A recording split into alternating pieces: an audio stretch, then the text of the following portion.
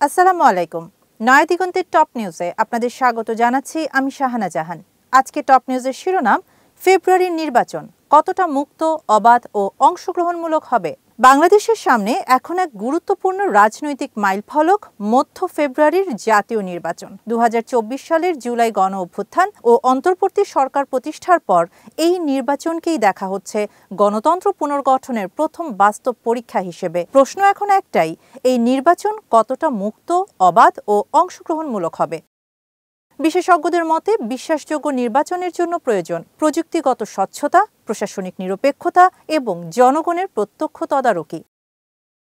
প্রথমেই কমিশনের মূল কাজ ভোটার তালিকার পূর্ণাঙ্গ যাচাই, মৃত ও ডুপ্লিকেট ভোটার অপসারণ, জাতীয় পরিচয়পত্র ও পরিসংখ্যান ব্যুরোর তথ্যের সঙ্গে সমন্বয়ের কাজ প্রায় শেষ পর্যায়ে। তবে ইভিএম ব্যবহার নিয়ে কমিশনের মনোভাব এখনও নেতিবাচক। বিশেষজ্ঞরা বলছেন, ইভিএম ব্যবহার করলে তা আন্তর্জাতিক পর্যবেক্ষকের উপস্থিতিতে সফটওয়্যার অডিটের আওতায় আনতে হবে, নইলে জনগণের আস্থা ফেরাতে কাগজ ভিত্তিক ব্যালটই হতে পারে শ্রেয়। বিকল্প হিসেবে কাগজের ভোট কম্পিউটারে গণনার ব্যবস্থারও প্রস্তাব এসেছে। ফলাফল ব্যবস্থাপনায় প্রতিটি কেন্দ্রে ভোট শেষে ফর্ম ৯ থেকে ফর্ম ১২ পর্যন্ত ডিজিটাল স্ক্যান করে ওয়েবসাইটে প্রকাশ করা। এতে কেন্দ্রভিত্তিক ফলাফল পরিবর্তনের সুযোগ থাকবে না। একই সঙ্গে ভোট কেন্দ্রের সিসিটিভি ক্যামেরা ও লাইভ ফিড জেলা নির্বাচন কার্যালয়ে পাঠানোর দাবি জোরালো হয়েছে। এতে প্রায় ১০০ কোটি টাকার ব্যয় হলেও স্বচ্ছ নির্বাচনের স্বার্থে এটি ন্যায্য বলে মনে করছেন বিশেষজ্ঞরা।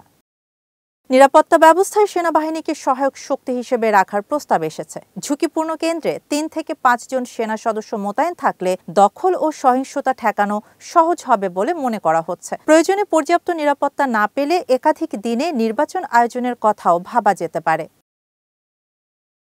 বিশেষজ্ঞরা বলছেন, নির্বাচন কমিশনের জবাবদিহি ও জন তদারকি বাড়াতে ইলেকশন মনিটরিং সেল গঠন জরুরি। এই সেলে থাকবে মিডিয়া, নাগরিক সমাজ, রাজনৈতিক দল ও আন্তর্জাতিক পর্যবেক্ষক। কমিশনের দৈনিক ব্রিফিং ও অভিযোগ নিষ্পত্তি লাইভ সম্প্রচার করা হলে জনগণের আস্থা বাড়বে।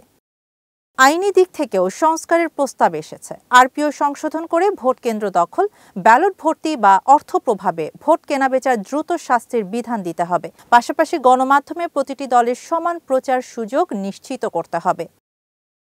সবশেষে বিশ্লেষকদের মত, বিশ্বাসযোগ্য নির্বাচন শুধু প্রযুক্তি বা প্রশাসনের উপর নয়, রাজনৈতিক ঐকমত্যের উপরও নির্ভরশীল। জুলাই সনদের বাস্তবায়ন ও জাতীয় সংলাপের মাধ্যমে রাজনৈতিক আস্থা পুনর্গঠনের আহ্বান জানানো হয়েছে। একজন সিনিয়র নির্বাচন বিশ্লেষকের ভাষায়, মুক্ত নির্বাচন একদিনে তৈরি হয় না, এটি প্রস্তুতির ফসল। ফেব্রুয়ারির ভোটের আগে সেই প্রস্তুতির সময় এখনই।